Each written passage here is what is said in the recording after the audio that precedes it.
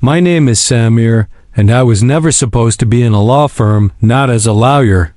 Anyway, just a cleaner. A janitor with a mop, worn-out shoes, and a hunger to learn. The firm was one of the most powerful in the country, a glass tower full of arrogance and ambition. I used to sweep their floors, clean their bathrooms, and empty trash while they argued legal theories and corporate takeovers in foreign accents. But every night, I read their notes, their cases. I memorized things that had nothing to do with me. Or so I thought. You see, my father had wanted me to become a lawyer. But when he died in a road accident, everything collapsed. I dropped out of school and started working at age 15. Still, I never let the dream die. Every night, after cleaning offices, I stayed back. Sometimes till 2 a.m., I'd borrow books, scan documents, read judgments. My fingers smelled of Lysol, but my mind smelled of law. I learned about case citations, legal precedent, contractual loopholes, and more. I couldn't afford law school, but the firm itself became my university. There was a glass-walled conference room where meetings happened. I cleaned it daily. Every time I saw charts, graphs, or red-marked files on the table, I took mental notes. And slowly, I started understanding how power really works. But one night, everything changed. I overheard something while mopping outside the senior partner's room. They were working on a high-stakes case involving a billionaire named Mr. Roth, a tech tycoon trying to buy a disputed industrial plot in Gullberg. But there was a clause, a legal knot they couldn't untie. It's impossible, one said. Clause 17.4 makes it unmovable, said another. 11 of our lawyers and still no solution, muttered someone. I wrote down everything I heard. That night, I skipped dinner, went to the nearest internet cafe, and dug through government archives, land laws, and case studies. By 4 a.m., I had the answer. Trembling the next morning, I walked into the office holding the file I had printed. The receptionist laughed. Cleaning. Boy's lost his mind. I requested a meeting with Advocate Kamel. He refused, but when Mr. Roth entered the office, he saw me standing outside shivering.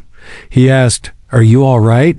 I stammered, I think I found the solution to your legal clause issue, sir." Everyone in the room laughed. "Except him. Let him speak," he said. I walked in. My hands were shaking as I unfolded the file. Clause 17.4 makes the purchase illegal under standard contract law. But under Punjab Zoning Act Revision 2018 and Land Registration Statute Amendment No. 5, this clause becomes irrelevant if the land is reclassified under special use development. And that reclassification can be triggered by Form Z19, which no one filed. Dead silence. The most senior lawyer blinked. He's correct. Another whispered, "How did we not see this?" Mr. Roth stood up. "Who are you?" "Samir, janitor." He said, "Not anymore." That day, I was given a scholarship. Full ride to law school. But life wasn't suddenly magical. Law school was brutal. I was surrounded by kids from elite backgrounds. I struggled with English, had no laptop, no car, no weekend parties. I worked part-time to support my mother and sister, but I never gave up. 4 years later, I graduated with honors. Mr. Roth had kept his promise. He attended the ceremony himself. He hugged me like a son. I was hired immediately, not as a cleaner, but as a junior legal researcher, but that was just the beginning. Began working directly under Mr. Roth. He treated me like a mentee. He taught me business, strategy, risk. He once said, "Samir, knowing law is great, but knowing how people move within the law, that's power."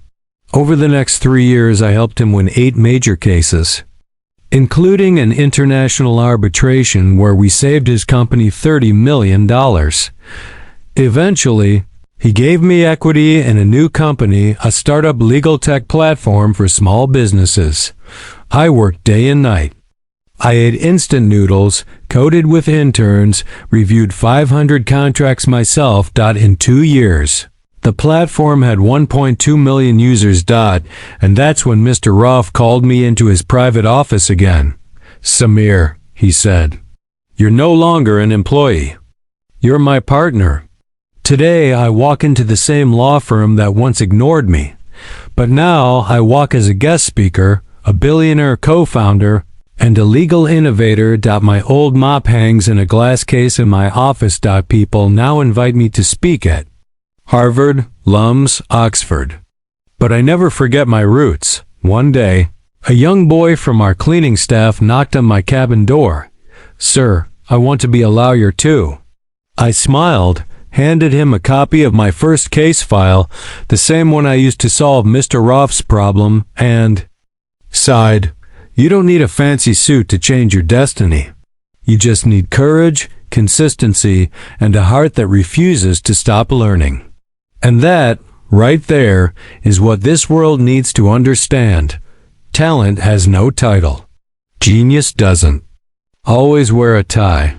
Sometimes, the one who changes everything is holding a mop